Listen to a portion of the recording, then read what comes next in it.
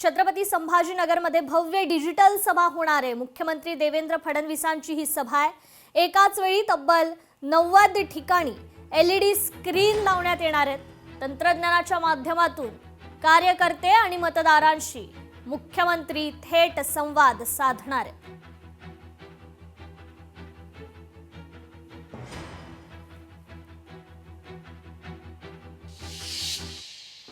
तर उपमुख्यमंत्री एकनाथ शिंदे आज जळगाव दौऱ्यावर आहेत। महायुती उमेदवाराच्या प्रचारासाठी उपमुख्यमंत्री एकनाथ शिंदेंचा रोड शो आहे। दुपारी 1 वाजता या रोड शोला सुरुवात होणार आहे।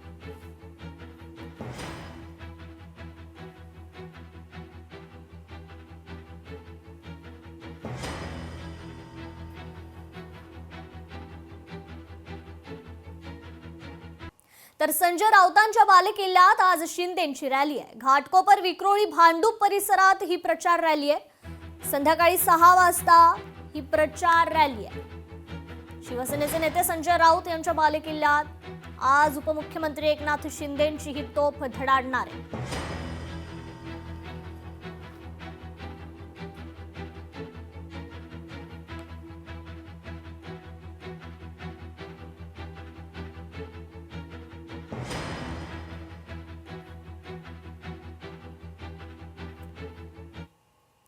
अकोला हिदायत पटेल हत्या प्रकरण 5 आरोपी अद्यापही फरारच असल्याचं समजतं। आतापर्यंत एकाच आरोपीला अटक करण्यात यश आलेलं आहे। 60 दिवसात दोषारोपपत्र तयार करून फास्ट ट्रॅक न्यायालयात प्रकरण दाखल करण्यात असल्याची जिल्हा पोलीस अधीक्षकांची माहिती आहे।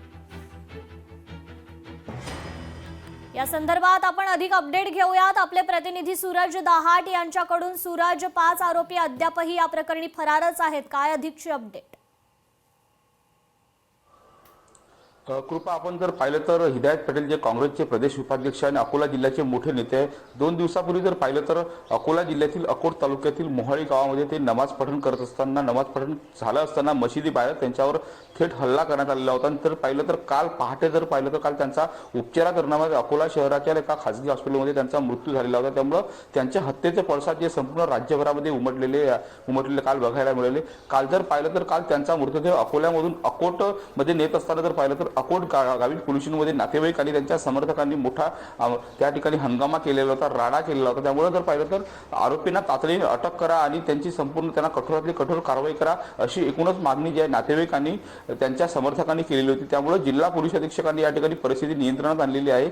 जर पाहिलं तर या ठिकाणी आम्ही सर्व आरोपींना तातडीने अटक करू आणि 60 दिवसात दोषारोपपत्र सादर करून त्यांना कठोरातली कठोर कारवाई करू असं एकूणच आश्वासन देण्यात आलेलं होतं। त्यामुळे सर्व लोकप्रतिनिधी आणि पोलिसांच्या आश्वासनामुळे जर पाहिलं तर नातेवाईक आणि त्यांचे समर्थक शांत झालेले होते आणि त्यांच्या मूळ गावी मोहाळामध्ये जर पाहिलं तर त्यांच्यावर काल दुपारी उशिरा अंत्यसंस्कार करण्यात आलेले होते। जर पाहिलं तर आतापर्यंत फक्त एकाच आरोपींना अटक करण्यात आलेली आहे आणि अद्यापही 5 आरोपी या ठिकाणी फरार असल्याची माहिती जी आहे एकूणच पोलिसांनी दिलेली आहे। जर पाहिलं तर त्यांच्या हत्येमागे जर पाहिलं तर 2019च्या लोकसभा आणि नुकत्याच झालेल्या नगर परिषदच्या निवडणुकीची पार्श्वभूमी आहे, म्हणजे राजकीय पार्श्वभूमी त्याच्या हत्येच्या मागे। त्यामुळे त्यांच्या हत्येच्या मागे असलेले मुख्य सूत्रधार कोण आहे नेमकं अद्यापही आपल्याला माहिती। धन्यवाद आपण दिलेल्या सविस्तर। लोकशाही मराठी ऐका, पहा, जागरूक रहा।